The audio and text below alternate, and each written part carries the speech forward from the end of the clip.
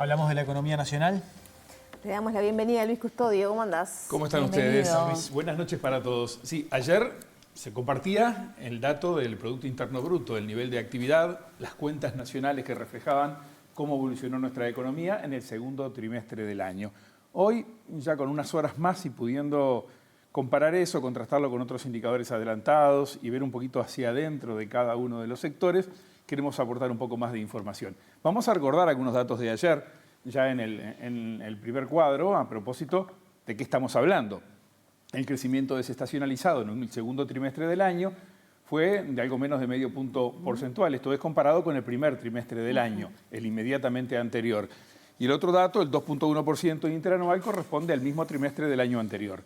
Ese 0.4% desestacionalizado es el octavo trimestre con crecimiento. Se ha hablado de eso también en estas últimas horas, pero si uno mira esos 8 trimestres en conjunto, se encuentra con que tenemos un crecimiento que está por debajo del 1% en promedio, ¿verdad? Entonces hay que tomar con mucho cuidado a ver estos números que tienen detrás. Y avancemos mirando algo más que también ayer quedó marcado y que son los sectores. Acá tenemos algunos con crecimiento, los que están a mi derecha, agro, industria, servicios financieros, comercio, los otros a la izquierda con caída, importante energía, construcción, que es un sector clave y ahora lo vamos a ver más en detalle, administración pública y también el transporte. Pero visto esto, vamos a ingresar en algunos de esos indicadores. En la próxima placa vemos la actividad agropecuaria. ¿Qué pasa? ¿Dónde está apoyado este crecimiento de la actividad agropecuaria? Fundamentalmente en los cultivos de verano. El maíz tuvo un crecimiento de siembra de casi 10% en el periodo. Es muy bueno. La soja con producción récord en el periodo. Acá hay un factor clima favorable, que como todos sabemos es variable, y que hoy puede estar a favor y mañana no. Hay que ser cuidadosos, y así lo es la gente que produce a cielo abierto, con estos datos y cuánto pueden proyectarse hacia adelante. Debajo de eso tenemos remisión de leche. Un 8.4% creció en el periodo, es buen dato. La faena, un 7.4%. También estoy comparando promedios trimestrales frente a los mismos del año anterior, datos de INAC y otros datos también del Instituto Nacional de la Leche para llegar a estas conclusiones. Veamos otro sector, el siguiente. La industria manufacturera tienen allí.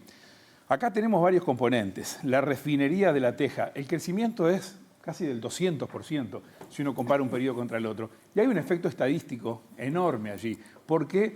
Porque recuerden ustedes la parada de la refinería de La Teja, de la producción de combustibles refinados por parte de ANCAP, y en ese trimestre justo cae ese cambio. Este salto que luego ya no va a mantenerse porque hay un periodo en el que se afecta o no. Ahí hay un punto para tener en cuenta. Después hablamos de celulosa, un crecimiento de más del 16%. También hubo algunos efectos favorables de incremento de producción de todo lo que fue creciendo en la actividad en UPM2. Veamos cómo sigue esto con pinzas y podemos seguir con crecimientos de estas características. Buen comportamiento sí en frigoríficos y también en lácteos. Vemos un rubro más, los servicios financieros. Acá sí esto es bastante consistente, aunque tiene poca incidencia en el total. Acá lo que tenemos sobre todo es operativa. Hace poco estábamos hablando del crecimiento de las tarjetas de crédito, de débito, de la toma de crédito por parte de los uruguayos y sobre todo en pesos está arrojando este buen resultado. Seguimos, vemos alguna otra actividad. El caso del comercio. Crecimiento muy pobre para un sector tan importante. Ahí lo que tenemos es un buen comportamiento en los servicios para el agro, dado, como decíamos, las buenas cosechas que hubo. También servicios a productos importados, dólar bajo, productos que en algún caso son insumos o intermedios y que llevaron también la necesidad de muchos servicios, transporte y logística. En el caso de los turísticos también tuvimos una alza, vamos a ver qué pasa con esto y cómo sigue. Y en el transporte de los combustibles, con la caída de la refinería y demás, también ahí hay una cuestión que no es de todo bueno el dato. Esto en cuanto a comercio. ¿Vemos otro más? La construcción. Acá hay tres grandes rubros, fundamentalmente. El mayor de ellos, las grandes obras privadas. Se han ido terminando todas. Ya no está el Ferrocarril Central en obra, no está UPM2 y no aparece ninguna otra que la sustituya de esa magnitud. Por otra parte, la vialidad, en la que se trabajó mucho en el periodo anterior, ya hay mucho proyecto, e incluso aquellos que venían del otro periodo, de hace 10 años, por participación público-privada, más los CREMAFE de que se han ido concluyendo y por lo tanto ahí también, además este gobierno ha dicho que no es el énfasis mayoritario que va a poner en ese tipo de obras, hay un enlentecimiento y eso se ha caído. Sigue muy fuerte el sector vivienda, sobre todo a través de la vivienda promovida, pero eso no alcanza para nada para cubrir las necesidades y la fuerza de este sector de la construcción. Seguimos, vemos otro más, en este caso, 2.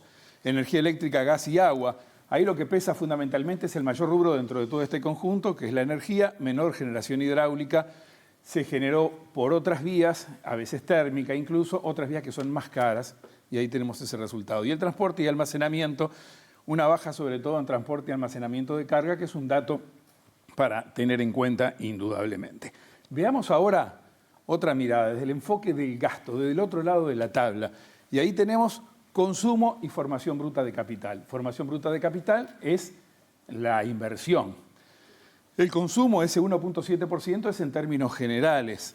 El consumo de los hogares en particular creció 2.3%, y esto es una buena cosa porque también es un sostén para la economía nacional, que incluso pesa más, tiene más incidencia que la propia inversión. ¿Por qué el consumo en general es menor? Porque lo que cayó es el consumo del sector público sobre todas las cosas. Y después, formación bruta de capital, fíjense ustedes que crece 4.7%.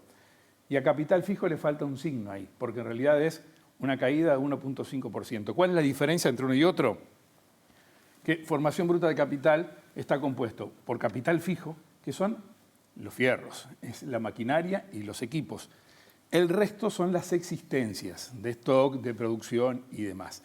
Es preocupante, es un dato muy serio tener caídas en la formación bruta de capital fijo, porque en definitiva es algo que es clave para apalancar la actividad, ¿verdad?, del sector privado, de la producción, la industria, el comercio y demás, y a su vez para generar empleo. Por lo tanto, ese es un dato en el que hay que poner bien los ojos y ver qué puede pasar de aquí en adelante con este rubro. Algo más para terminar, y ya cerramos por acá lo que nos ha estado dejando el Producto Interno Bruto. ¿Qué pasa con 2025 a partir de haber cerrado el primer semestre con estos datos, después del segundo trimestre que tuvimos? La proyección en el presupuesto, 2.6% para el año. Distintos profesionales han anualizado el dato después de ver el segundo trimestre y dicen que está en el orden del 2%. Hay cierta coincidencia en ese sentido. Ven ustedes bastante poquito más abajo, ¿no? Claramente, más de medio punto. Y la encuesta de los analistas que realiza el Banco Central, que responden a propósito de la economía de este año, 2.5%, bastante cercana a la proyección del presupuesto. ¿Qué pasará con la economía? En todo esto que recorrimos hay unos cuantos signos de interrogación para el segundo semestre del año, donde parece que la desaceleración podría marcarse algo más. Veamos. Hay cierto consenso en que el crecimiento sí se va a ubicar entre 2 y 2,6%, más cerca de 2,6 que el 2%. ¿Y cuánto de esto, que tiene mucho también de inercia estadística, de rezago en cuanto a los números que se van de alguna manera encadenando trimestre a trimestre, también puede traernos un poco de envión para el año 2026? Eso todavía está absolutamente todo abierto. Vamos a ver qué pasa. Gracias, ¿sí? Luis. A ustedes.